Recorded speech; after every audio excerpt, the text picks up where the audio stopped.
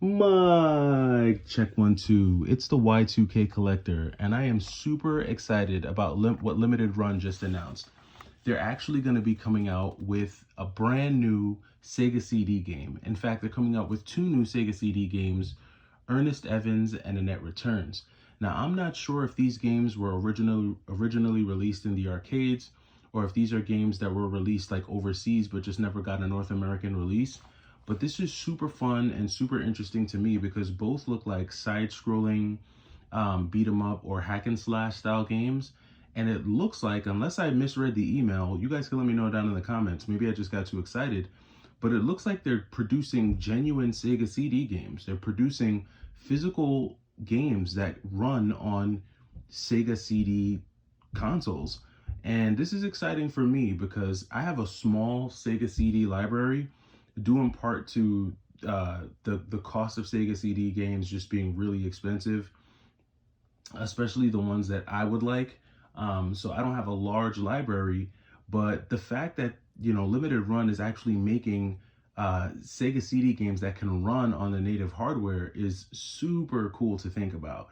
And I know that Limited Run, they're not the only ones that are doing stuff like this, because I know that there's a huge like homebrew community that goes out and they make all of these like homebrew games. I know Radical Reggie has shown a ton of like homebrew Sega Saturn games that people make, and Sega CD games, and Sega Dreamcast games even.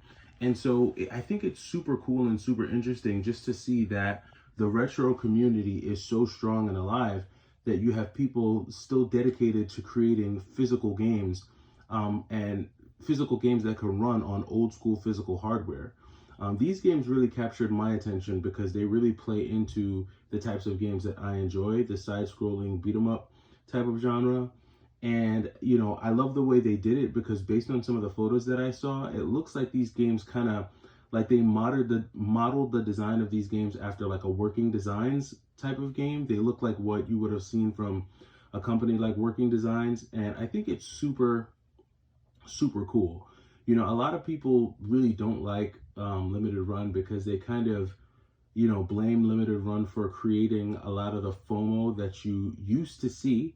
And I would say yes and no to that. I do think that because Limited Run just makes games that in a limited quantity, that's just naturally going to drive FOMO for anyone who feels like they'll miss out. However, I don't see Limited Run selling out every single game they put out. And that's because not everyone wants every single Limited Run game that comes out. There are certain Limited Run games that don't sell out. And you could say the same thing about Strictly Limited. You could say the same thing about Super Rare. Any of those companies that create limited quantities of games, it's not every single game that they make that sells out. It's only certain ones that sell out. And that used to not be the case though. If you go back to like 2020, 2021, and even 2022, there was a point where every single Limited Run game sold out in seconds. I mean, seconds. If you were not there waiting for the drop of that game, once it came out, boom, it sold out, it was gone. And I want to say you saw a lot of that like before they did their partnership with Best Buy. Then I think they did their partnership with Best Buy, and you still saw like a lot of that sellout. But once the kind of the partnership with Best Buy started to fade, I feel like a lot of the attention around like Limited Run and Limited Run games, they started to kind of wane a bit. Not that it fell off, but it started to wane. And then, of course, once everyone was able to go back outside and like, the lockdowns and the restrictions let up, I think people were starting to move on from video games not all together, but just the hype wasn't there. Now, I don't know if there's going to be a tremendous amount of hype surrounding this release with the Sega CD games, because to be quite honest, I don't know how many people have an actual Sega CD to play these games on. Most people won't, but if you're a person who has like old school hardware, this is like music to your ears. And for me, this is music to my ears.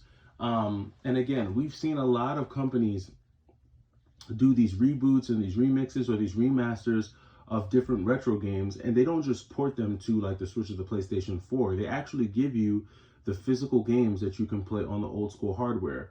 You saw that with games like Rendering Ranger. I mean, now they're coming out with a Switch version of Rendering Ranger, but Rendering Ranger was originally released on re-released on the Super Nintendo.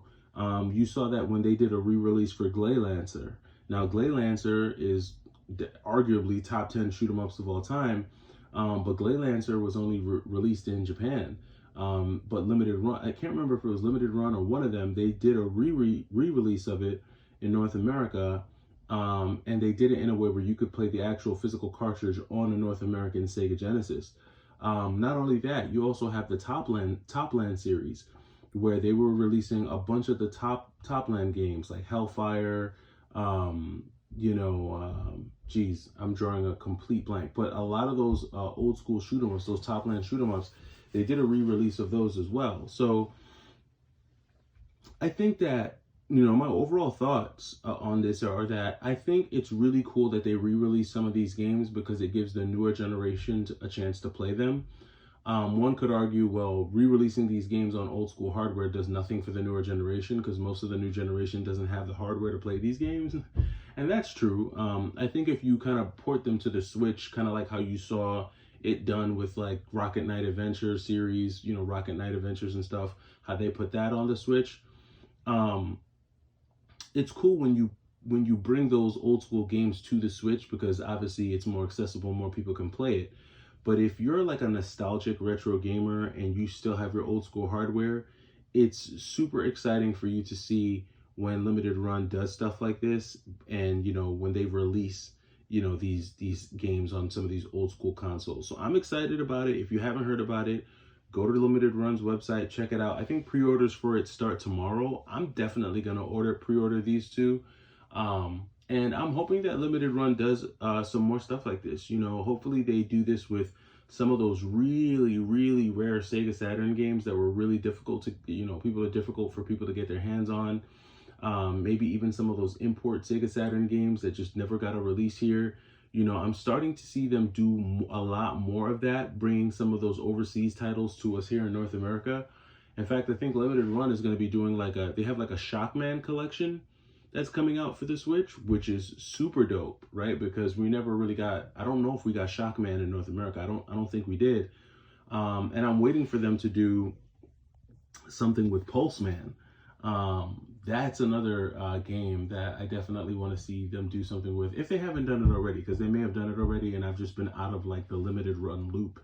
And it's been a while. I've been out of the Limited Run game for some time because I pretty much stopped looking at their emails once I stopped collecting for the Switch. But now that I'm looking at them again, I guess I have some catching up to do because who knows, they probably released a ton of great stuff. But let me know what you guys think about this. I know a lot of people like I said, I know a lot of people are against Limited Run because of the whole FOMO thing. But I think when it comes to certain games, they really do them right. And they do a really good job of paying homage to some of the original consoles and original hardware. But that does it for me. It's the Y2K Collector. I'll catch you in the next video. Take it easy.